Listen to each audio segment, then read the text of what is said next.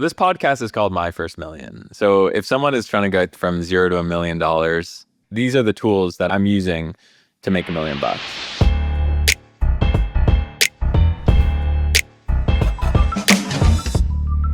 So today what I want to talk about is I want to show 5 or 6 different apps that I'm using, Sam, that I think you should be using.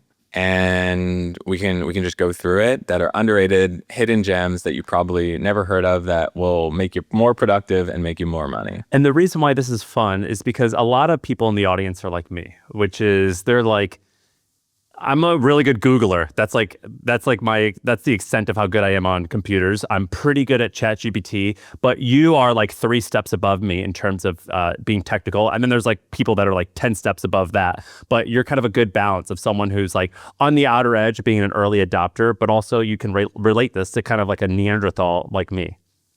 I appreciate that. Yeah, I'm just going to try to clearly explain as much as possible.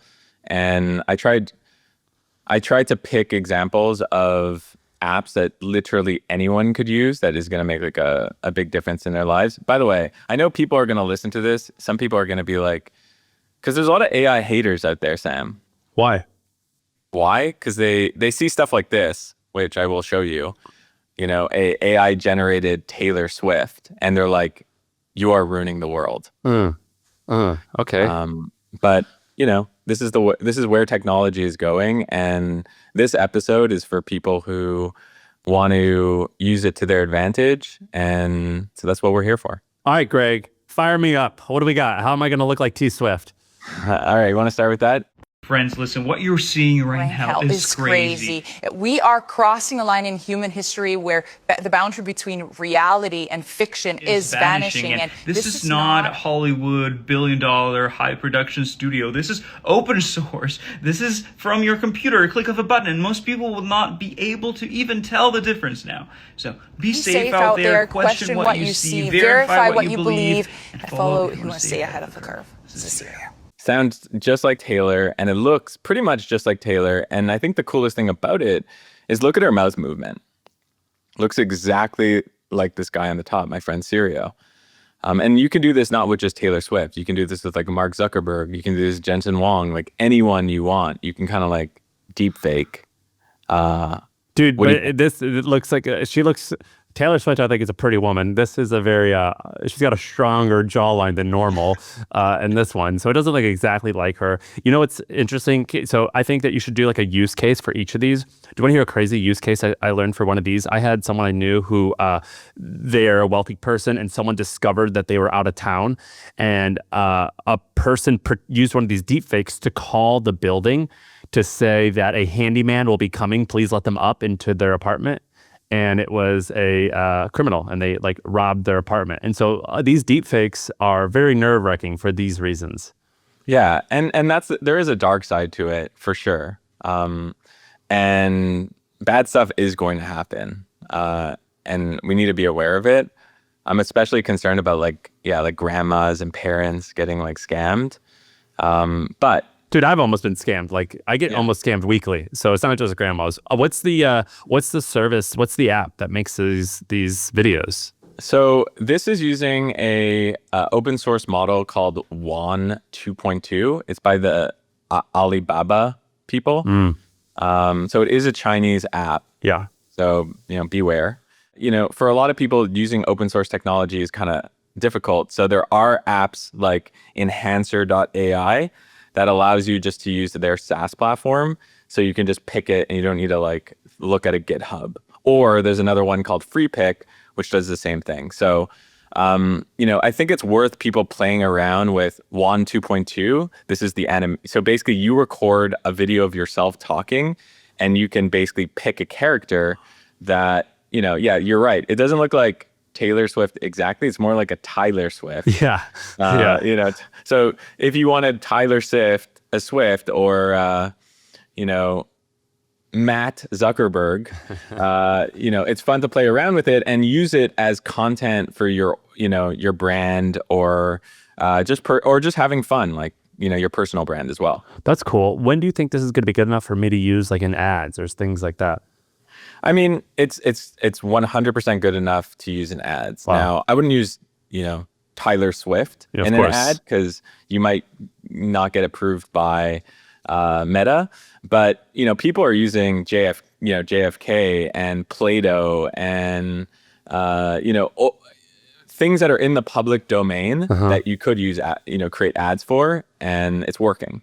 So I can go to Enhancer.ai, which I'm here, and I can film like a funny script of what I think JFK would say to promote MFM or something like that. And I can actually use that in an ad because JFK is considered public domain. Exactly. I mean, I'm not a lawyer, but from my understanding, yes. There's this guy by the name of PJ Ace. I just had him on my podcast. He's amazing. He's like the #1 AI video ad guy, and he's literally getting hundreds of millions of views on his AI videos. And I've seen him, like, he'll work with like, the largest companies on the planet. And so he's using, look at this, like he's using Sam Altman here. So, wow. Is there a way that, what would be the best way? I'm looking at this PJA's guy and I'm like, this sounds awesome. I want to use this immediately. What would be the best way for me to do that? So first you need to write a script. And what I would do is I would use ChatGPT, use Claude to come up with a script idea. And we won't have time to go through a tutorial of that today, but then I would create reference frames. So I would use one of the image models like Enhancer or like FreePic, which maybe we can go into later, to create images of what the storyboard of the 20-second or 30-second ad might look like. Oh my gosh. And then I would animate those frames to create a cohesive story. That's basically the process. You use ChatGPT, Claude, you use Enhancer and FreePic, and then you use, you might want to, if you're pro, you might want to use like a Final Cut Pro or something like that. Wow. To get, yeah. Okay, this is awesome. What's the next one? Have you played with Perplexity browser at all? No, I actually used Perplexity the other day because I watched one of your videos on how to use Sora. And I saw that you say that Perplexity is good for researching. And I forget exactly what you said in the video, but I use it to research, I think, how to make a viral video or something like that. And then I put that into Claude, and then I got the script from Claude, and then I put it in Sora. Is that right? Yeah. So it's a hassle to move browsers. Like, everyone has everything set up on their current browser. Maybe they're using Google Chrome. But having an AI first browser is an absolute game changer. There's Perplexity, Comet, there's Dia, there's Opera, there's a few others. But for today's example, we're going to use Comet because that's which one I think is the best. And I just want to go through a few workflows so by the end of this demo, I think that everyone is going to be like, yeah, I need an AI browser. So do you use, let me clarify, do you use Perplexity, Comet instead of Chrome? Yes. Okay, so this is not a cool thing. This is ROI, this works. Okay. Oh, and I can't go back. Like, going back would, like, my eyes would bleed. It is too slow to go back. Once you get used to an AI browser, you will not go back. Just like now you use ChatGPT over Google probably 95% of the time. Yeah. So I saw this ad for this company called OneBone, which is a clothing brand for big and tall people. I'm actually not big. I'm pretty tall. I'm like 6'3". So I'm 165 pounds. So I'm actually not that big, but I clicked on it anyways, and I thought that it looked pretty cool. And so, let's just say I'm 6'3". I'm going to add this to cart. I always get to this. I don't know if this is just me, Sam, but I always get to this point where it's the discount code, and I'm like, okay, there must be a discount code I could use here. And that there was a scam. It was like a scam basically with Honey, right? Where they acknowledge, or someone did like a CoffeeZilla type video where they said Honey is like getting a referral affiliate fee on on your data and on your products, right? Yeah, I saw that. That was about 6 months ago. Yeah, exactly. It went viral. So here's an example of how I would use Comet. So I would say, I want to use a discount code. Oh my gosh. I don't know any. Can you find one and only find one that works and add it to this forum? Oh my gosh, this is awesome. So what's cool about Comet is it sees what's on your screen, and you can see on the right-hand side, it's looking and it's searching through, in this case, 10 different sources, and it'll hopefully work. And if it doesn't, you can keep just prompting it to get it to work, right? So look, Thrift 10, it found one, saved $66 on my 2 jackets. And Greg, have you ever heard of girl math? Is that what it's called, Yeah. Arie? Have you heard of girl math? I think this is an example of girl math. You've just made $60 shopping. it's basically free. It's basically, you just got paid $66. I bought a jacket for 350-pound men, and I'm 165 pounds, but it's free. That's awesome. This is girl math. I love this. That's cool. Hey, everyone, really quick. I can already tell that this is an episode that you guys are going to be taking a lot of notes on. And that's kind of a pain in the butt to do while you're either watching or listening to this. And so we actually made it really easy. We made the entire episode into a downloadable PDF. And this way you could just sit back and enjoy the podcast right now and get the notes later. So the link is in the description below. Click it if you want those notes. Now back to the episode. So the next thing that I've been using Comet for has been finding exact moments in YouTube videos. So I'll say something like, so I'll open up Assistant on the right-hand side, find and play the exact moment Steve Jobs talks about Apple's intersection of liberal arts and technology. And then Comet's agents go and figure out where that is. Wow. And it basically downloads the transcript and it searches it. And look how fast it is. Dude, because right? I do that all the time. Like, if I'm doing copywriting, I'm like, oh, I remembered a good hook. I once watched this video of Steve Jobs, and he made this like kind of small offhanded comment, but I don't remember. Like, it was at a graduation talk, but I don't remember which one. And this would save so much time by being able to like just ask it to find it. It saves a lot of time, and also you're in you're in flow state. So if you wanted to do this on Chrome or another browser, you'd have to open up another tab. You'd have to like Google it. You'd have to find it. You have to watch. Like it pulls you out of your zone. How am I able to run 5 companies that are successful? Is because I have a lot of tricks like this that help me save time. So it says here the quote begins at the 7-second mark. You can actually tell I think if I say play this video, it should actually play the video. Yeah, see, it opened up a new tab, and you can't hear this, but it's literally playing it. That's crazy. And then you can go back to Assistant, and you can say, this is a cool talk. I'm a founder. What are the most interesting takeaways for me? Write it in an essay. And I find that YouTube is just such a wealth of information, like literally everything. There's so much there. All of our world leaders are on it. The biggest founders on the planet, podcasts. Learning from YouTube is so amazing. And I just find myself just going to videos like this and seeing like, look how amazing this is. Man, I wish I would have known about this. I actually just installed the Chrome plugin that gets the transcript from YouTube, and it does it a little bit better than the normal YouTube transcript button. And I did it so I could copy and paste it just to put it into ChatGPT to ask it these questions.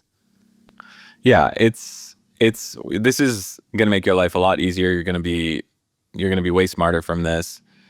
Not that you need to be smarter. You're a smart guy, Sam, but we'll take any edge we can get. I'm a few brain cells away from just being a talking monkey, my friend. I could use anything I can get.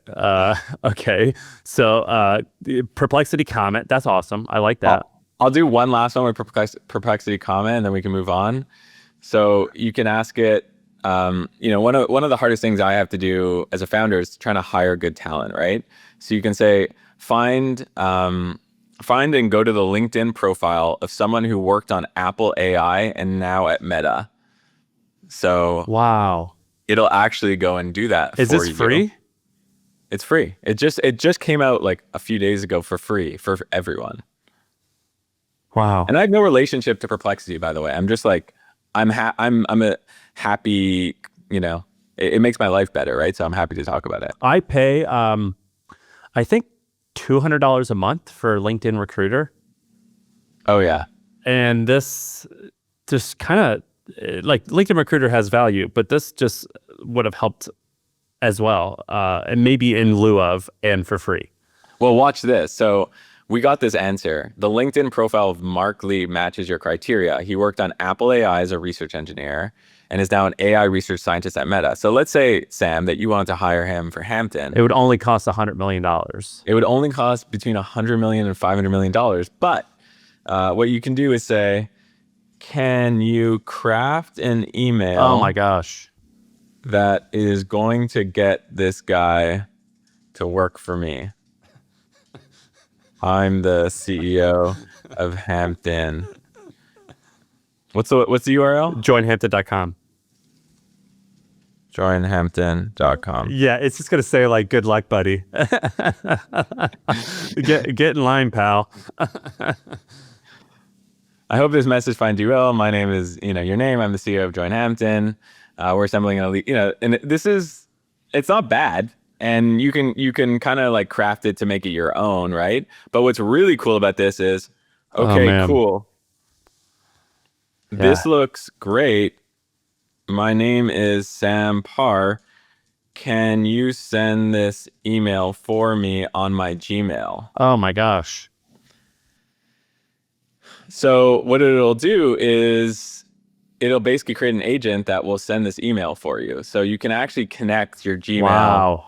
Yeah. I'm not going to do it right now because, I'm not Sam Parr and I'm not trying to spend $100 million hiring this guy. But you can actually connect your Gmail and start sending emails. Man, this is just so nutty. And this is, a lot of people watching this will mock me here and make fun of me. But for the real nerds, like I use Wispr. Is it called Wispr Flow?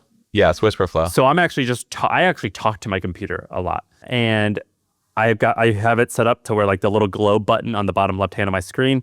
I just hold that button and I have a conversation with it, and it types it for me because I hate typing. Like literally, my fingers hurt sometimes. And so I just have conversations with my computer, and if I could do that now in Perplexity's Comet, that would make life way better. Yeah. So speaking to computers, like how you're doing with Wispr Flow, which is another underrated AI tool, once you do it, you can't go back. Yeah. Like here you can see like a keyboard, you can only get to 45 words per minute. Flow, you get to 220 words per minute. It's too slow to go back to a keyboard after. So for those listening, you have to check out Wispr Flow, and I think it's called Wispr. It's actually shockingly hard to find if you Google it because they spell Whisper in a startup-y way. I think it's like WISPER. And so the way it works is I have it set up by a hotkey where I just click this one button, I talk to it. But sometimes I'll make a mistake and I'll say, oh, whoops, I mean this. So can you pick me up a burger? I mean, I actually want a taco. Like if I'm texting my wife, like it will not say the first thing and instead will say the second thing. Or I'll say, so my opinion on that is broken down into 3 points. Point 1 is this. Point 2 is this. Point 3 is this. It formats it where it says, my opinion is this, number 1, this. Paragraph number 2, this. 100%. Also, I think that people could use Wispr Flow for Teams. I think that's an underrated kind of hack. Using the snippet library that they have, you can create these snippets like here, calendar, hours, support intro, FAQ, so that you can just say calendar or say hours and it'll just throw it in there. Oh my gosh. I love Wispr Flow. To me, it's the same level up in productivity that you're going to see if you're moving from Chrome to an AI browser. Wow. Like, what are you more interested in talking about? AI Excel or content automation on TikTok, getting followers on TikTok? I don't like TikTok, but I do want to know how to get followers. But I want to know more so the Excel thing, because I've been trying to find a replacement for, like, I wanted to talk to Google Sheets. I actually use Google Sheets. I don't use Excel. But I think I saw that one company got funded like 12 months ago, but I went and demoed it and it was only fine. And so I haven't found a good solution for this. So yeah, if you're anything like me, you hate Excel. Like the idea, I don't even know what a macro is, honestly. So, yeah, I don't know what that word means, but I hear people say it all the time. Like, to me, an Excel sheet is almost like terminal. Like when I'm in the terminal, I'm like overwhelmed. So I try to avoid going in Excel as much as possible. But there's this thing called tryshortcut.ai.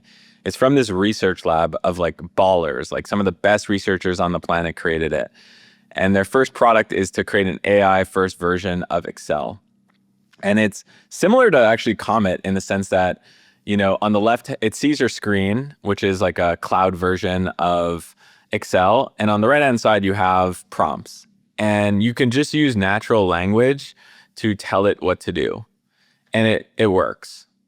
For example, literally 1 minute before this call, I actually used Comet to I was like, hey, find me a sheet of financial data that I can upload to try Shortcut. I uploaded it to try Shortcut. As you can see, it's this list of company, how much market cap they have, how much revenue they have, how much gross profit they had. I said, analyze my data for key insights. It gives me all the key insights. Now, if I wanted to say, hey, build me a DCF analysis, or build me an income statement, or explain me this, or explain me that, you can do it, and it works. Can you ask it a question right now? Ask it, Sure. which stock would Warren Buffett pick based off of this data? The reason I'm asking is this: I actually bought a book called like Warren Buffett on Accounting or something like that, or Warren Buffett on Balance Sheets when I was trying to learn accounting.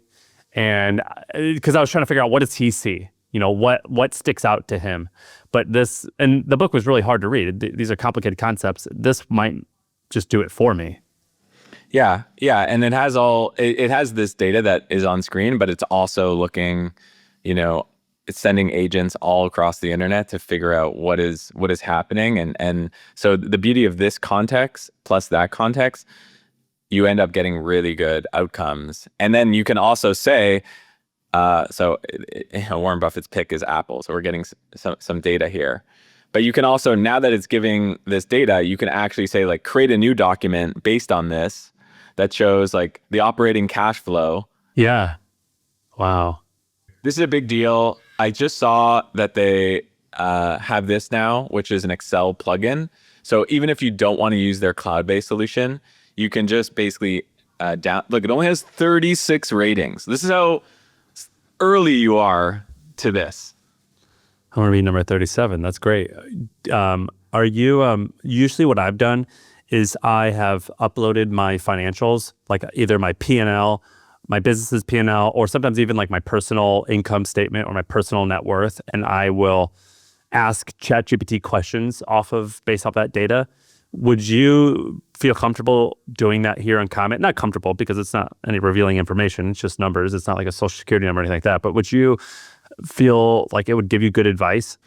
Yeah, I mean, I would feel comfortable. I think I would feel more comfortable though, just doing it locally on Excel. So you're not uploading your data to the cloud, because who knows what could happen. So I if it's really sensitive data, I do recommend just using Excel. Like, why not? You don't need to have it on the cloud, right? Most people use Excel. But look what you can do here. Like, you can, it's not even just querying, because on ChatGPT, you can query the data and be like, what would you do here? What would you do there? But you can't say, if, build LBO models or DCF analysis or pro forma statements. Like, this is basically a financial analyst in a box that you can use, and it's pretty cheap. Wow. This is magical. And this is free? You get like a certain amount of credits for free. It's not that many credits. I think it's Man, this is great. Yeah. That's cool. That might be number 2 and Comet might be number 1, but it'd be close so far. Yeah. I knew you'd like that one. You're probably going to hate this one, but I'm telling it to you anyways. Okay. And the reason I'm telling it to you is just because there's an arbitrage moment where I'm sure you've probably seen these slideshows on TikTok where... I actually don't use TikTok, but maybe you can convince me, but I think that like this AI content is just garbage. Like, I'm a purist. I want like Mr. Beast. I bet you have like favorited, shared, liked AI content, but you just haven't realized Dude, I did it. the other day. There was one where a guy made a fake potato launcher and he shot it at a grandma. And it was the funniest thing I've ever seen. Yeah. Or like, did you see like Stephen Hawking? Yes, on a vert ramp. Yeah. Yeah, it's great. So yeah, I guess I'm kind of being convinced in real time here. Yeah. And I think a lot of these types, what I'm showing here, these TikToks are like 6 mistakes we made during pool planning and how to avoid them. You would never think that that's actually AI that created it. No, that looks real. That looks real. Okay, so how do I fake the world? Here's what I'll say. I'll say that, a lot of people are vibe coding software right now. But the hardest problem is, how do you get customers to that software? Well, one way is to own a bunch of accounts, like on TikTok, that you can send traffic to. So I believe that there's an arbitrage right now to use AI to create these accounts, basically like meme accounts, and then sell your software through them. So there's a piece of software called Reel.Farm. This thing must do like 10K a month MRR or less. It's like not many people know about it, but it's a way to automate TikToks to drive traffic to your website. Just TikTok, not Instagram? Just TikTok. I mean, you probably could upload it to Instagram, but from what I've seen, it does TikTok the best. How it works is you can source images from, let's say, Pinterest. So Pinterest has tons of images. Let's say you want to do a slideshow that says top 8 protein sources ranked by bioavailability and cost. So you add a prompt and generate a slideshow. You can see the slideshow over here. That's crazy. These images, and it's super clean. And the cool thing is that TikTok is promoting slideshows right now. And then you can just schedule and publish it. So within like 30 seconds, you have a piece of content in your niche that you can just schedule. Wow. Man, I have a friend that created an app. He's a man that helps men do Kegel exercises, which basically makes it so you don't premature ejaculate during sex. And I was like, man, this is neat and all, but this is real hard to promote. Like, I wouldn't want to brag. I don't feel comfortable bragging about using this app. And when you go to Reel.Farm, I see Reel.Farm, what is their URL? Reel.Farm. Reel.Farm. Like, I see the companies who use it, and I'm like, I see A16Z and I see Substack, and I'm like, really? You guys use this? Yeah, I don't know if they use it, but I do know that if you want to fight for customers right now and you want audiences, slideshows and TikTok slideshows is a great way to do it. And then, why pay an agency thousands of dollars a month when you can just use a product like this? You want to know something funny? Do you know who Stephen Bartlett is? I do. Stephen used to work for Shaan. He was like Shaan's intern or something like that. And then he left to start his first business. And apparently Shaan tells a story, but it's public, which is like he had a whole bunch of like Twitter or Instagram handles. It was like things teens say about Georgia or art history, where they just like told stories about art history, and he would get all of them popular, and then you would spend money with him. You would buy an ad, and he would have his meme accounts tweet out or Instagram out your product, and then like within 10 minutes it would go viral or something, or it would be highly ranked in the App Store. This is kind of like in the same vein, and I'm teasing and making fun of it, but I'm on Reel.Farm. Some of the, like, he's got this one where he uses like old art to make like these slideshows. I am such a, like, I watch those all the time. Like, if it's something like, the top 10 like strangest like missing person cases, like I watch all of them. Totally. So that's what I'm saying. Like, we've watched this. Like, there's some way to do AI slop that just like is cringe and looks bad, but some of these like slideshows, and he also has like a UGC ad avatar feature on Reel.Farm that I think is pretty interesting. What's that called? Reel, the same website? It's the same website, but they basically have a way that you select a template. Let's say of this person, this sleepy looking guy over here in the hoodie, and you're like, okay, I want to create an ad, and then you come up with the hook. You can use like ChatGPT or Claude to come up with the hook, or you can, actually be creative yourself. And you could say like my top 3 matcha brands. You choose the background music, and then it creates using AI. That's crazy. Like, that looks real. That looks real. That looks real. This looks real. So this guy is fake? He's a fake guy. You create the product video. You can use AI to create the product video, or if you want, you can create it yourself, like with an iPhone. It does look like green paint. Not matcha, but I guess because I'm staring at it. Sherwin-Williams' new matcha brand. That's what it looks like. Yeah, and like I said, it's not perfect. But I also think that like we're looking at it like surgically, but the average person just swiping in their brain rotted frame of mind is probably not like it looks like paint. Yeah, they're just a fat pig in a cage just saying, I want to buy stuff, I want to buy stuff. Yeah. And what's an account like this worth if you're just like reviewing matcha brands and you have thousands of followers? Like, yeah, like that's probably worth a lot of money. Dude, this stuff, whenever I see it, so the capitalistic side is like, this is awesome.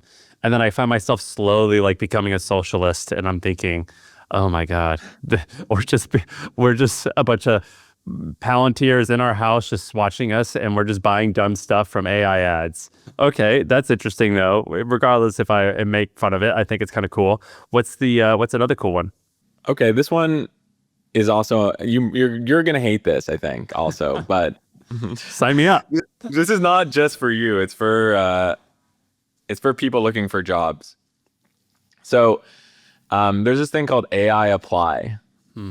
And if you go to the website, you could, let's say you're looking for a job, you can literally apply to thousands of jobs automatically via AI. That's crazy, man. This is absolutely crazy. It also has this cool thing. There's like an interview buddy. So it helps you like get real-time interview help and answer interview questions. It helps you build a resume. It helps you build a cover letter. And obviously the core feature is the auto apply thing. Now, why I like this is I get my feel in our little tech bubble that like the economy is good and everything like that. People are suffering right now and it's really hard to find a job. Any way that you can find an unfair advantage to get in the room, I support. It does suck for the HR managers and the people at the companies getting all these AI applications. I will say that though. That is insane, man. I hate this, but I get the need. It says that it's loved by 1 million users. So 1 million people use this? 1 million people have used this. I actually tweeted like, what are some underrated apps? And the CMO replied with this. And some guy was like, yeah, but if you're the company getting these, this sucks. And he responded saying, like, the next version of the product is helping companies filter out AI applications. This is like if Nestle like owned the hospital. Do you know what I mean? Yeah, exactly. It's like, we're going to fatten you up and then give you a bunch of medicine to make you skinny, and then we're going to fatten you up again. Yeah, it's amazing. And it's probably going to be a great business. But I think that like I'm always looking for like the arbitrage opportunity. And I get the money-making perspective, and I think that if you haven't made your first dollar and you're looking to do something, then this is the future. And I, like my business that made me money was a newsletter that had advertising in it. So I am no one to talk about any of this, but sometimes I see this stuff. I do get pretty bummed out where I think, and I think this will always happen. I think the people who are older will always look at the younger people and being like, back in my day, like we cared about our jobs, or we were more craftsmen. So I'm going to preface all of that with that. But does any of this make you feel bad? Yeah. So, this podcast is called My First Million. So if someone is trying to go from $0 to $1 million, like these are the tools that anyone could use, and there's no capital restrictions, and you don't need to be in Silicon Valley to win. So I think that, if I'm trying to make $1 million, like these are the tools that I'm using to make $1 million. I grew up with no connections and, not a ton of money and stuff like that. So like I have a soft spot for people who are starting out, going 0 to 1. And, that's who I'm focusing on, man. Like I'm focusing, like that's what I've like dedicated my career to doing, really, is helping people, being in the light bulb business and helping people have light bulbs so they can actually like change the trajectory of their life. Now, I say that with like, I don't want to go on X and Instagram and see AI slop all day long. You know what I mean? Like I love X and I love Instagram, and we have kids now, right? We don't want our families to be addicted to these products. So I do feel that. I do feel a sense of like responsibility as well. But I do think it's interesting.